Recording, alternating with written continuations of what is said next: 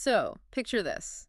It's the freezing, brutal winter of 1942. Oh, just a terrible time and place. Right. And we're just outside the devastated ruins of Stalingrad. Yeah.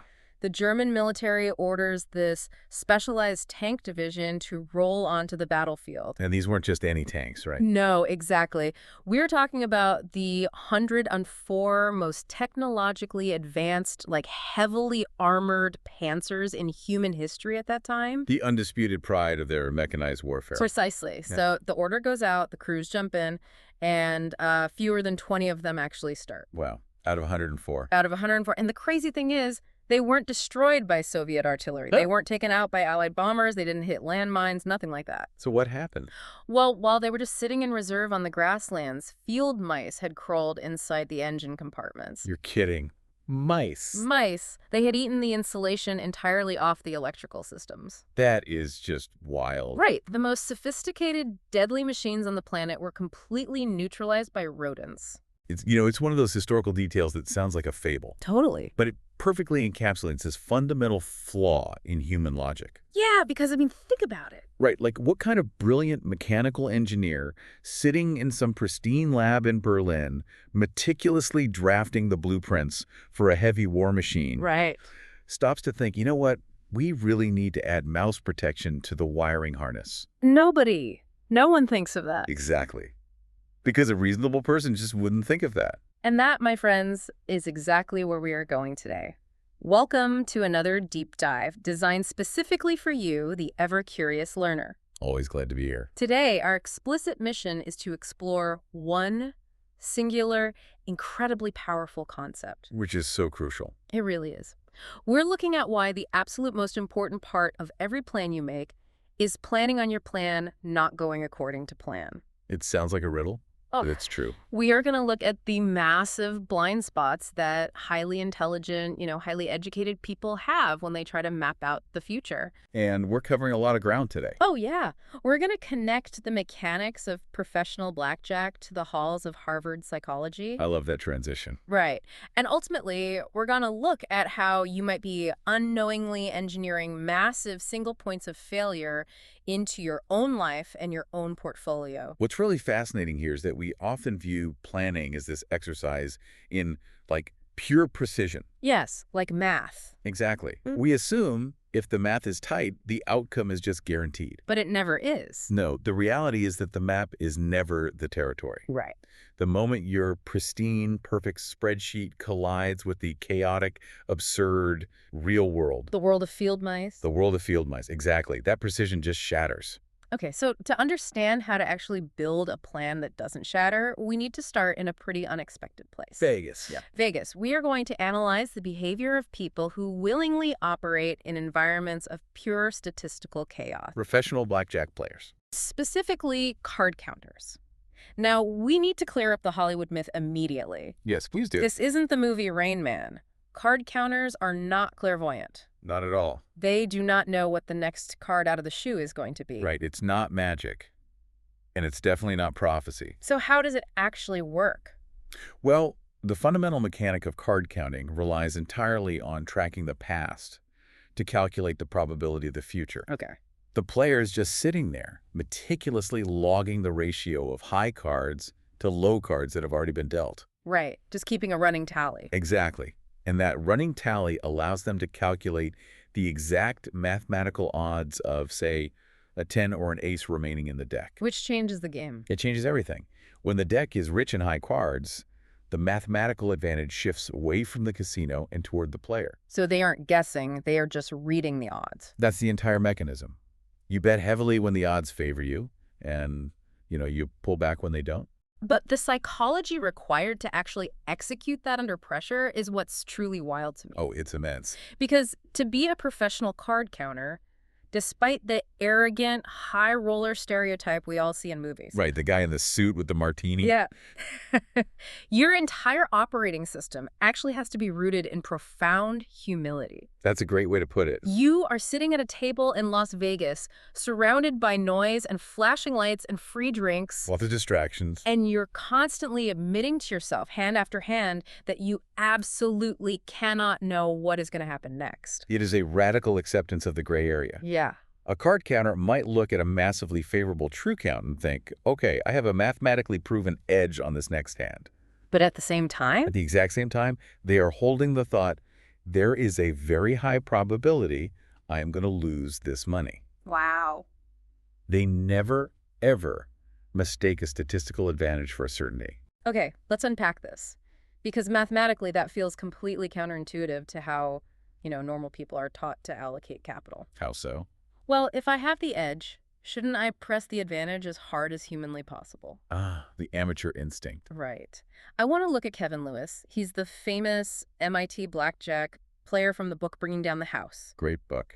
He noted that even when you play absolutely perfectly, card counting might give you roughly a 2% edge over the house. Which is huge in that world. In gambling, a 2% edge is monumental. Yeah. But 2% in your favor still means the casino is going to win 49% of the time. Exactly. And that 49% failure rate is exactly where the psychology of the amateur separates from the professional. Okay, right. So if I'm the amateur and I know I have a 51 to 49 advantage, my instinct is to just maximize the ROI. You want to push all your chips in. Yeah. I want to put 20%, maybe 30% of my total bankroll on the table because the math literally says I'm going to win more often than I lose. But Lewis wouldn't do that. No. Lewis had this ironclad rule, the 100 basic units rule. Right. If his baseline bet was $100, he absolutely refused to sit down without at least $10,000 in his pocket. He's voluntarily leaving 99% of his capital entirely unutilized. Which is insane. As an investor, leaving 99% of your money on the sidelines when you have a proven edge seems like terrible, highly inefficient capital allocation. It sounds like a waste. Why not bet 10%? Because of the mathematics of variance. Okay, explain variance for us. This is where people get wiped out. An edge only guarantees an outcome over an incredibly long time horizon. Like how long? We're talking tens of thousands of hands. Oh, wow. Yeah. In the short term, variance, or, standard deviation, dictates that you will experience massive, brutal streaks of bad luck. Just statistically. Just statistically. If you have a 49% chance of losing any given hand, it is absolutely inevitable that you'll lose 5, 10, or even 15 hands in a row at some point. So it's a completely normal statistical cluster of bad luck. Precisely. It feels like a curse, but it's just math. If you were betting 10% of your bankroll on every hand, a perfectly normal streak of 10 losses completely bankrupts you. You are wiped out. Game over. You're done. You don't have enough capital to place the 11th bet, Right?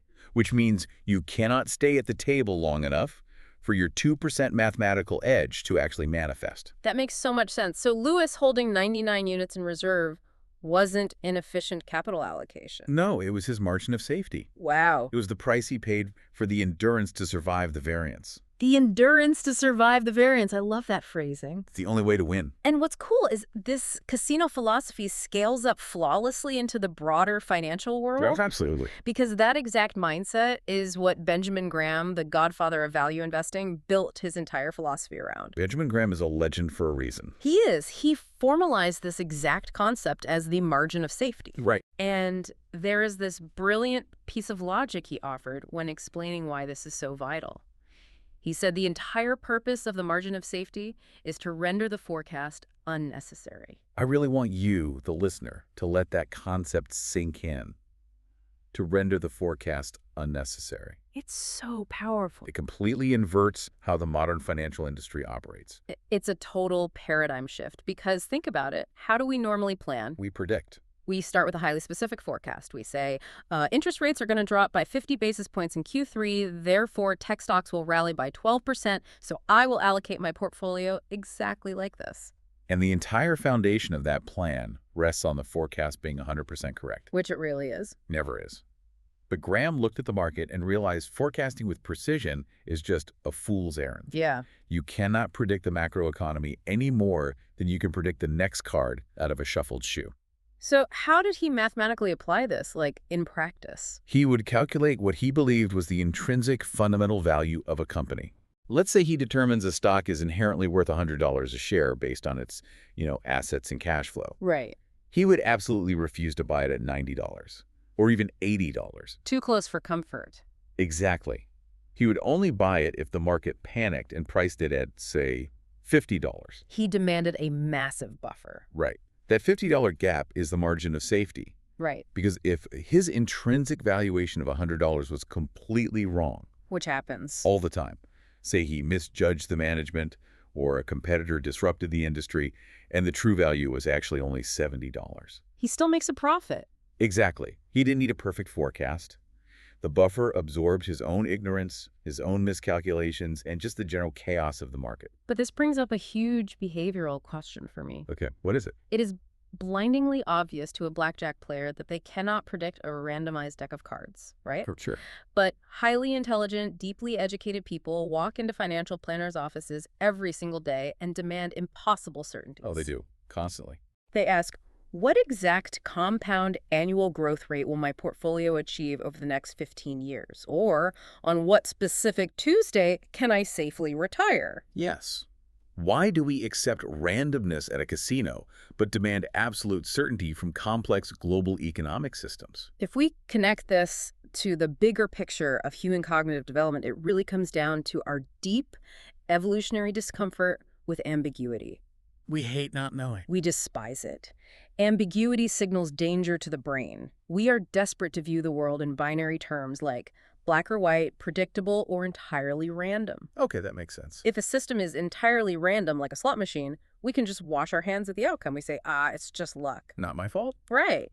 But if a system is perfectly predictable, like a physics equation, we feel safe and in control. But the global economy, or even just our own career trajectories, refuse to be either of those things. Exactly. They exist entirely in the gray area. They are probabilistic systems. Yeah. Graham's margin of safety is a demand that we stop pursuing perfect bullseyes. We have to accept the gray. You have to pursue acceptable outcomes within a wide range of possibilities. You have to acknowledge that the wind is going to blow your arrow off course, Right. so you better be aiming at a remarkably large target board. Okay, so if living in that probabilistic gray area and utilizing a margin of safety is mathematically and historically the smartest thing to do, Which it is. why do smart people actively resist it? Why do we constantly, consistently underestimate our own need for room for error? Well, there are two massive cognitive blind spots at play here. Okay. The first is what we just touched on. The sheer discomfort of admitting you don't know the future. It hurts the ego. It damages the ego. Yeah. The second is a pervasive delusion. The belief that if you leave a buffer, if you don't optimize every single dollar or every single minute, you are actively harming your own potential. It's the fear of missing out on your own right guess. Exactly. Like if I'm convinced a certain neighborhood's real estate is going to explode and I only invest 30% of my net worth instead of leveraging up to 100%. And then the property values double. Right. I don't feel like I made a smart risk-adjusted gain. I feel like I lost the money I didn't make on the other 70%. Precisely. It's the disease of perfect optimization. Wow. And there was a brilliant study by Harvard psychologist Max Bazerman that highlights exactly how deep this delusion of optimization runs. Oh, I know this one. He studied how people forecast timelines and budgets. This is the home renovation study, which is just phenomenal. It really is. Anyone who has ever gutted a kitchen or added a bathroom knows that home renovations are the ultimate stress test of human sanity. They truly are. So Bazerman found that when subjects are asked to analyze other people's home renovation plans, Right. they act incredibly rationally. They look at a stranger's blueprint and timeline and say, well, knowing how contractors operate and how supply chains work, they need to add 25 to 50% to this budget. It's going to run late. They're going to find asbestos in the walls. Exactly. We are unbelievably objective when judging our neighbors' plans. We intuitively apply casino odds to their lives. We see the variance coming a mile away for them. We do. But then Bazerman flipped the experiment. Here we go. When those exact same subjects were asked to forecast the timeline and budget for their own home renovations, Let me guess. the rational margin of safety entirely evaporated. Of course it did. Suddenly, they assumed their contractors would show up exactly on time, the materials would be perfectly priced, and the project would hit the budget to the penny. We suffer from terminal exceptionalism. That is exactly what it is. We look at the statistics of failure and think, well, yes, those are the odds for the general population, but my project is special. I've planned this perfectly. It is cognitive dissonance in its purest form. And you see this behavior heavily rewarded in the professional world, too. Really? Where? Think about Wall Street. Why do highly credentialed equity analysts go on financial television and issue exact price targets? Oh, yeah. Apple to $200. Right. Why do they say this tech stock will hit $142.50 by Q3? Why don't they say, given the macroeconomic variables, we expect the stock to trade somewhere between $80 and $160? Well, because if a guy in a Tom Ford suit goes on national television and says, it might be 80, it might be 160, he doesn't sound like a Wall Street titan. He sounds like a guy guessing. And nobody pays exorbitant management fees to a guy who sounds like he's guessing. Exactly. The marketplace inherently rewards false certainty. That's so dangerous. Pundits who speak in unshakable absolutes will always attract larger followings and more capital than those who speak honestly in probabilities. We are wired to follow the confident leader. Even if that confidence is completely manufactured. Hmm. But in complex financial systems, demanding certainty just leads to inevitable, crushing disappointment. Because that demand for certainty leads people to view room for error as a flaw. They look at someone holding cash in a bull market or a project manager leaving a 2-week buffer in a sprint cycle, and they think, that's a conservative hedge for the timid. Yeah. That's inefficient. But the reality is the exact opposite. Right. Room for error isn't about being timid or pessimistic. It is a highly aggressive tool for endurance. Endurance is the key mechanism here. If you can endure, you let compounding do the heavy lifting. Exactly. Let's look at a physical analogy here. Okay, let's hear it. Optimizing your portfolio for absolute maximum returns without any margin of safety is like tuning a Formula One race car. Right. You tweak the aerodynamics and the engine to run perfectly on smooth asphalt at exactly 80 degrees. Highly optimized. And under those perfect conditions, it is the fastest machine on Earth. You will beat everyone. Sure. But the moment it starts hailing or you hit a pothole, the suspension shatters and you are out of the race. You're done. Room for error is building a rally car. It's heavier, it has a roll cage, it's definitely slower on a perfect straightaway. But when the road unexpectedly turns to mud and gravel, the rally car is the only one that actually crosses the finish line. And crossing the finish line, staying in the game, is the only way to capture low probability, massive reward events. The absolute biggest gains in investing or, career building, they don't happen linearly. No, they don't. They happen infrequently, and they require decades of uninterrupted compounding. Which is why the smartest capital allocators in history prioritize the roll cage over the top speed.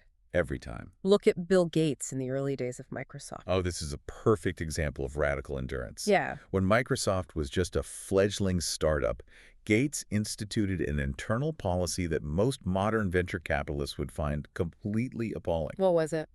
He insisted that Microsoft always keep enough cash in the bank to cover an entire year of the company's payroll, assuming they didn't bring in a single penny of revenue. A full year. Right. Think about the opportunity cost he was accepting. It's massive. If you take a modern hyper-growth startup founder today and tell them they have millions of dollars sitting in a low-yield checking account, They would lose their minds. they'd scream. They'd be like, you're leaving money on the table. Deploy that capital. Hire more engineers. Saturate the ad market. Optimize our growth rate. But Gates understood the nature of the rally car. Right. He knew the nascent software industry was wildly unpredictable.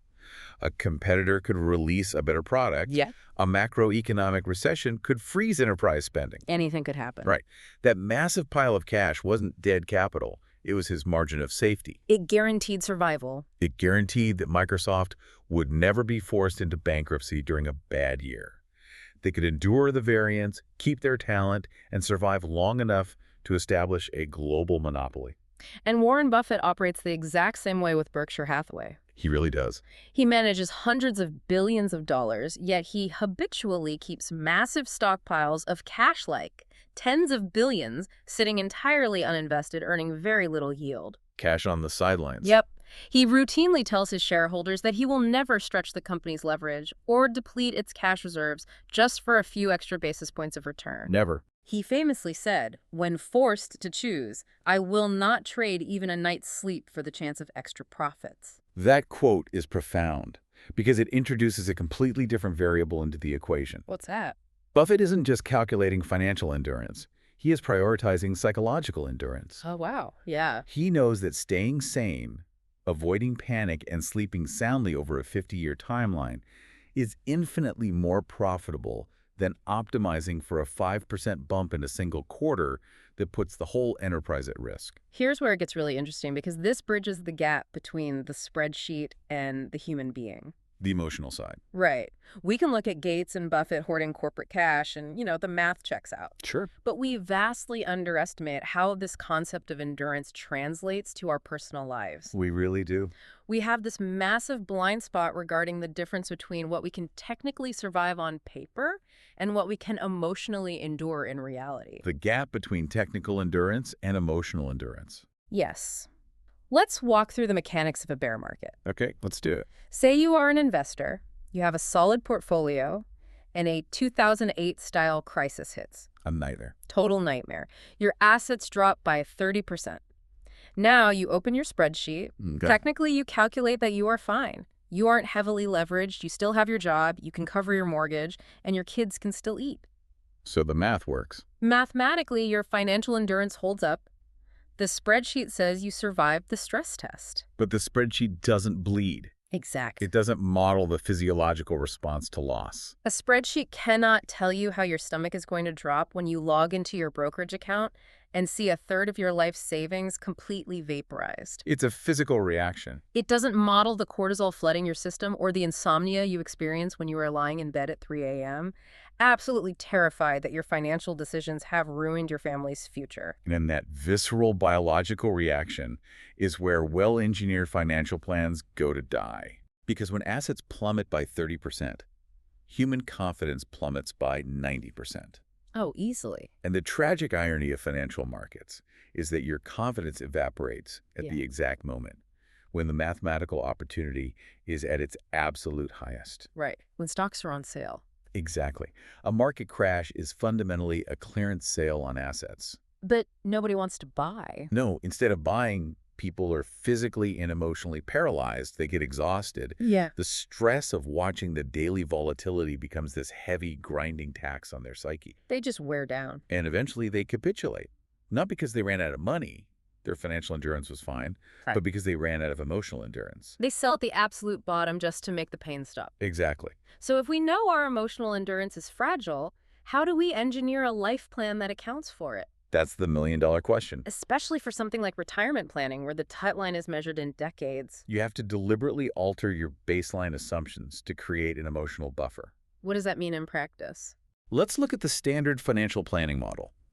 We know, going back to the 1870s, the U.S. stock market has delivered a historical average annual return of roughly 6.8% after adjusting for inflation. Which is an incredibly robust, deeply researched historical baseline. It is. And standard operating procedure for a financial planner is to take that 6.8%, plug it into a compound interest formula alongside your target retirement age, and back into the exact dollar amount you need to save every month. Makes sense. If you save exactly $800 a month, the math says you will cross the finish line at age 65. But that assumes a perfectly linear journey. Right. It assumes a Formula One car on the smooth track. Exactly. What if future global growth slows down and returns are generally lower for the next 30 years? Very possible. Or worse, what if the 6.8% average holds true, but the sequence of returns ruins you? The sequence of returns risk is huge. What if the year you plan to retire coincides exactly with a brutal multi-year bear market and your portfolio gets cut in half right when you need to start withdrawing cash? Or what if the unpredictable field mice show up in your personal life? Right. What if you face a massive medical crisis in your 40s, you lose your income for 2 years, and you have to liquidate half your retirement accounts just to pay surgeons? If your entire master plan required a smooth 6.8% return with zero deviation, any one of those scenarios shatters your future. So the solution is what Charlie Munger advocated. Oh, I love Charlie Munger. He had a brilliant framework for this. He said, the best way to achieve felicity is to aim low. Aiming low sounds like terrible, pessimistic advice in our hyper-ambitious culture. It does, right? But practically, how do you apply that?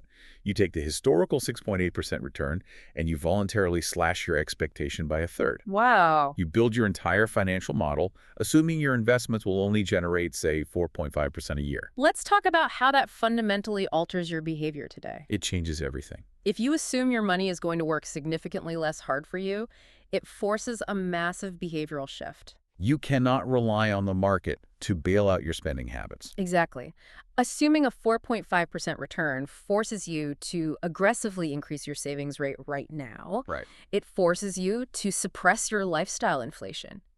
You build a much wider moat around your castle. And look at the psychological payoff of that wider moat. Yeah. If the future actually is worse than the past, if the market stagnates or you face a medical crisis, you are perfectly prepared. You survive. Your lower assumptions built a buffer thick enough to absorb the blow. You survive. Yeah.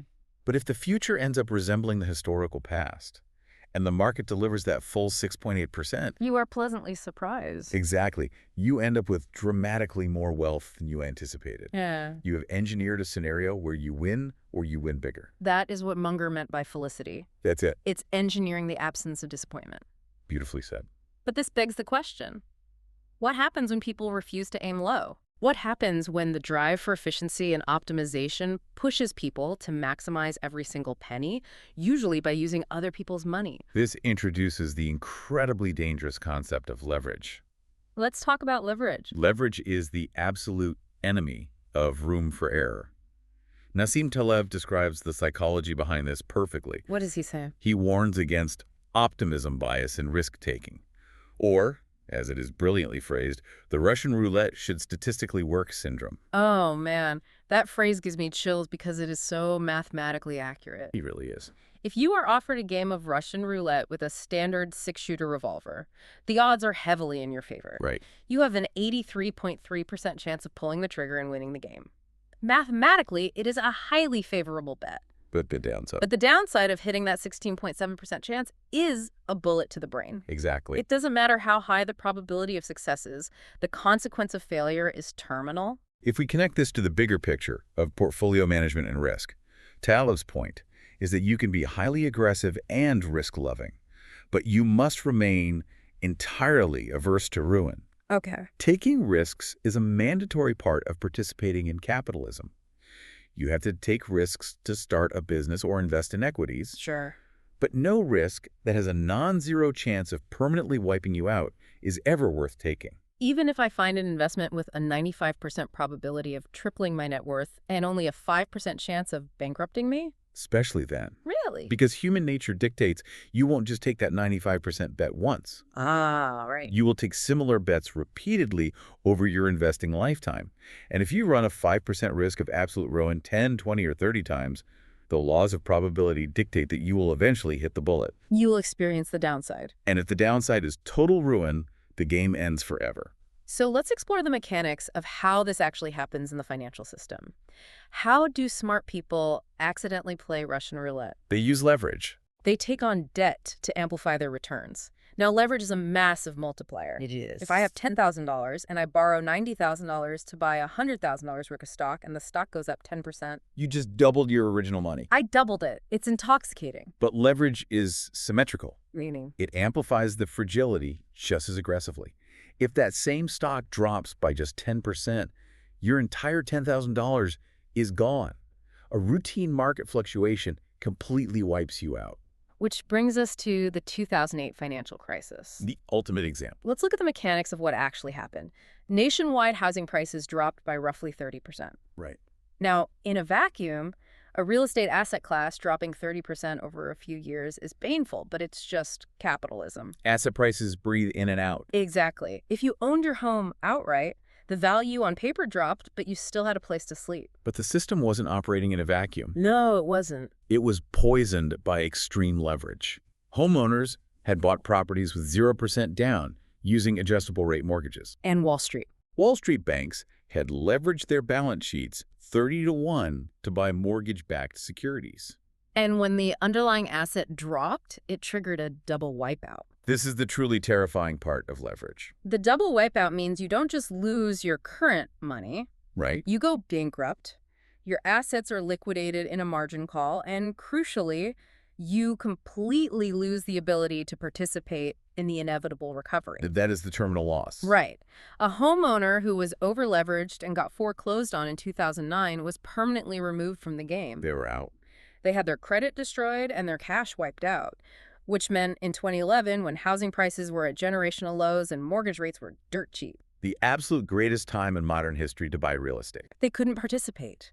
No. Their lack of room for error in 2008 cost them the upside of 2011. And this applied to the titans of Wall Street as well. Look at Lehman Brothers. Oh, yeah. They were funding massive, illiquid, long-term real estate investments using short-term overnight repo markets. Which means, They essentially had to borrow billions of dollars every single morning just to keep the lights on. wow, That is the ultimate single point of failure. When confidence cracked and the overnight lending froze, Lehman didn't just have a bad quarter. they evaporated. A 150-year-old institution was deleted from reality in a weekend because they optimized their leverage so tightly they left absolutely zero room for error. So how do we avoid the double wipeout while still trying to grow our wealth? The most robust framework for this is the barbell strategy. The barbell strategy. It completely rejects the traditional financial advice of the, medium risk portfolio. Think about a physical barbell. All the heavy weight is pushed to the extreme opposite ends with nothing in the middle. Explain the math behind why the middle is so dangerous. The medium risk investments are dangerous because they often provide a false sense of security. Like what?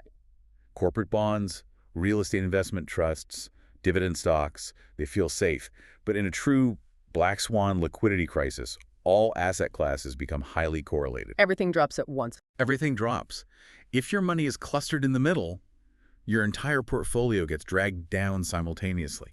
So the barbell approach says you take one extreme end, say 10% or 20% of your assets, and you take hyper-aggressive risks. Startups, volatile equities, things with massive asymmetric upside. You accept that this money might go to zero. Yes. But on the exact opposite end of the barbell, the remaining 80% is held in extreme safety. Cash, short-term treasury bills, unshakable liquid stability. You combine extreme paranoia with extreme optimism. Exactly. The paranoid cash buffer guarantees your absolute survival no matter what happens to the economy. It prevents the margin call. It prevents the double wipeout. Right. And because your survival is structurally guaranteed, you can afford to let the highly aggressive side of the barbell run wild and capture those massive, infrequent gains. Survival is the prerequisite for all success. Always. Which brings us perfectly back to the field mice. Because up to this point, we've been discussing how to engineer margins of safety against known risks. Things we can anticipate. We know recessions happen. We know bear markets happen. We know inflation fluctuates. These are known unknowns. Right. But room for error's greatest superpower is protecting you from the truly unimaginable. The things you literally cannot fathom until they are happening. The black swans. Yes. Warren Buffett recognized this profoundly. When he was discussing the criteria for the executive who would eventually succeed him at Berkshire Hathaway, What did he say? he said he didn't just want a brilliant capital allocator. He explicitly stated he needed someone who was genetically programmed to recognize and avoid serious risks, including those never before encountered. Never before encountered. That phrasing is everything. It really is. He isn't looking for someone who just memorized financial history. He is looking for someone who fundamentally respects the infinite creativity of disaster. The universe is deeply creative when it comes to destroying our plans. So true. There's a fascinating section in the research for this deep dive that lists the actual existential threats faced by a portfolio of startup companies backed by collaborative fund. These examples are incredible. They really are. If you ask a typical Silicon Valley founder what their biggest risks are, they will give you a highly logical, predictable list, right? Yeah, customer acquisition costs rising, a larger tech giant cloning their feature, or the venture capital markets drying up. Standard operational hazards. Right. But the actual crises that nearly wiped out these specific companies are completely absurd. Listen to these. Okay. One tech company had a water pipe burst in the ceiling over a weekend, completely flooding their servers and destroying their office. Unimaginable. Another company's headquarters was broken into by burglars 3 separate times in a short window. Wow. Another startup was inexplicably evicted from their specialized manufacturing plant with almost no notice. And those are just the physical disasters. The operational ones are even weirder. One startup was running a physical retail location. They were doing great until a random customer walked in with a dog. A dog. A dog. Another customer complained to the city, and the health department literally shut down the entire business operations over a dog. That is insane. Another company had their CEO's email perfectly spoofed by hackers right in the middle of a delicate make-or-break fundraising round, freezing the entire capital injection. What a nightmare. And perhaps the most human and unpredictable risk of all. One of the founders suffered a severe, debilitating mental breakdown. Every single one of those events was a legitimate existential threat to the company. But none of them could be modeled in a spreadsheet. No. None of them appeared in a pitch deck's risk factors slide. Impossible to predict. If those companies had perfectly optimized their cash flow for standard business operations with zero margin of safety, any one of those bizarre events would have bankrupted them immediately. So how do we systematically defend against things we cannot imagine? It's an engineering problem. Right. If we can't predict the field mice, how do we stop them? If we look at how structural and mechanical engineers solve this problem, the answer is incredibly clear. You must relentlessly eliminate single points of failure. Okay, break that down. The foundational rule of engineering. Everything that can break will eventually break. It is a mathematical certainty. So true. Therefore, if an entire system relies on one specific component functioning perfectly 100% of the time, you have built a fragile system waiting to collapse. Look at your commercial aviation. Perfect example. A modern passenger jet is a metal tube hurtling through the stratosphere at 500 miles an hour. The stakes are absolute. Life or death. They cannot tolerate a single point of failure. So an airplane doesn't just have an electrical system. No. It has an electrical system and a backup backup for the backup. In fact, modern commercial jets are designed with up to 4 entirely redundant electrical networks. Because the engineers know they can't predict every variable. They can't predict a freak triple lightning strike or a microscopic flaw in a wire casing. They use redundancy to render the prediction unnecessary. Exactly. A commercial airliner can safely cruise on just one engine. Right. Every jet is legally required to be able to abort a takeoff and brake to a complete stop on the runway using absolutely nothing but the mechanical friction brakes on the wheels, with zero assistance from the engine's reverse thrust. That's redundancy. Suspension bridges are engineered so they can lose multiple massive steel cables without the deck buckling. They assume components will fail. So applying this engineering mindset to your life, what does a single point of failure actually look like in personal finance? Often we think of paycheck to paycheck living. Yeah, that's the classic one. But let's elevate that. Think about highly compensated professionals who are incredibly fragile. Yes. Let's talk about the tech executive who makes $500,000 a year, but 80% of their net worth is tied up in the unvested stock options of the single company they work for. That is a massive single point of failure. Huge. If that specific company has an accounting scandal or their specific sector faces regulatory crackdowns, the executive loses their current income and their accumulated wealth simultaneously. It's all tied to one point. Exactly. Or think about the high net worth real estate investor who owns 10 rental properties but has them all perfectly optimized with aggressive leverage and cross-collateralized loans. What? If a localized economic shock hits that specific city or interest rates spike and borrowing costs quadruple, the entire empire collapses because there is no isolated redundancy. One falling domino takes down the rest. Exactly. Which leads us to the ultimate behavioral shift required to build this redundancy. And this is the hardest part. The most profound trick in personal finance, one that feels completely unnatural, is realizing that you do not need a specific, designated reason to save money. This completely upends how the financial industry trains us to behave. Right. Every banking app, every financial advisor tells you to set goals. Goal-oriented saving. You open a sub-account to save for a down payment on a house, you save for a new car, you save for a summer vacation or a child's college tuition. And it sounds good. Goal-oriented saving is highly logical. But if you only ever save money for the risks and expenses you can actively predict, you are operating under the dangerous assumption that you know exactly what your future will look like. You are preparing for the enemy you can see, but leaving the gates wide open for the field mice. Exactly. You must save for the unimaginable. You need a massive pile of liquid, uninvested cash sitting there with absolutely no label on it. No goal attached. It's not for a car. It's not for a house. It is the financial equivalent of a 4-engine redundancy. Is your shock absorber. It's your shock absorber for the chaotic, absurd, highly creative disasters that the universe will inevitably throw at you.